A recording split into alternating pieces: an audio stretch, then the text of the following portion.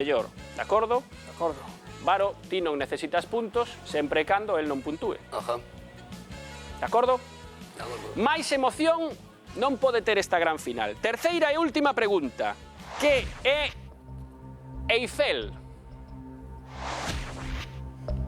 Opcións. Eu digo tempo. Que é Eiffel? Por 9 puntos, Varo aínda non pode premer. Por 8. Por 7. Por 6. Antes de que premese Varo, premeu César. Premeches porque sabías a resposta ou para que non respondese Varo? Para que César. non respondese Varo, realmente. Pois agora tes 6 opcións. Que é Eiffel? É que non o teño claro. Non o tes claro. Pode ser calquera desas 6 cousas. Tes que me dar unha resposta que che pode deixar nesa cadeira branca e pelexar por 2.000 euros ou que che pode mandar para casa e volver mañá. É que a Torre Eiffel ten 2 Fs, por eso non o teño claro. Ben visto, César. Eiffel. A pregunta é, que é Eiffel? Tes que me dar unha resposta xa. A 9, un can.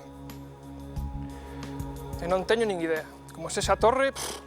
Nas 3 preguntas, César non tiña nin idea. A primeira foi un erro, a segunda foi un acerto, e esta panel, un can.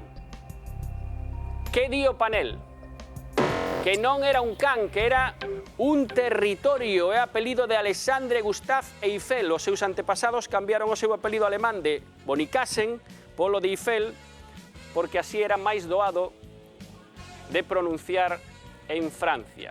15 puntos para Varo, 8 puntos para César. Aí estaba a explicación. Eiffel era un territorio. César, segundo día, e chegaches... A sentarme, pero... Faltou un chisquiño máis de sorte, faltou. pero xogaches moi ben. De acordo? Gracias. Volves o próximo día? Volvo. Quedan 3 por diante nesta quenda. Gracias. Ata logo, César. Varo, o teu lugar. Moi ben, de rebote, pero vale tamén, non? Vai ser nos últimos días a segunda vez que vas xogar polos cartos. Ajá. A primeira vez non houbo sorte, Sí. que pasará esta? A ver. Que Bueno. nervios. Estás nervioso? Un pouco. A posición esa das mans é que súan ou... Suan un pouco, sí. Un pouco sí, non? Hai moito en xogo. É que ás veces as mans, cando hai cartos en xogo, súan. Imos a polos cartos. Bueno, imos aló. Queres unha pequena explicación, Varo? Nunca está de máis, Sí, non? nunca está de máis, sí. Aí está, temos tempo, imos relaxados. Ti máis que eu? Eu máis porque eu non teño cartos en xogo, pero ti tes, mira, se non desaparece ningunha, 500 máis 1.500, 2.000 euros. Desaparece unha, o mesmo. Desaparecen dúas, perdes o bote, pero segues optando a 450 euros. Desaparecen 3, 400 e así sucesivamente. Ti valoras, como sempre, o que tes que facer. Sí. Se vas polo bote e polo panel, 2.000 euros, ou se deixas pasar e queres ter máis opcións, de acordo? De acordo. Por 2.000 euros. Esta é a pregunta para Varo. Que vila é referente galego da arte rupestre? Sabes a resposta, Varo? Non necesito ver os supostos. Necesita ver os supostos. A pregunta é: que vila é referente galego da arte rupestre? Lembras a mecánica? Sí. Pois eu digo tempo. Podo premer. Non desapareceu ningunha. Colles folgos, Sí. secas un pouco a suor das mans e tes que me dar unha resposta, Varo. Ben, penso que é a 6, Campolameiro.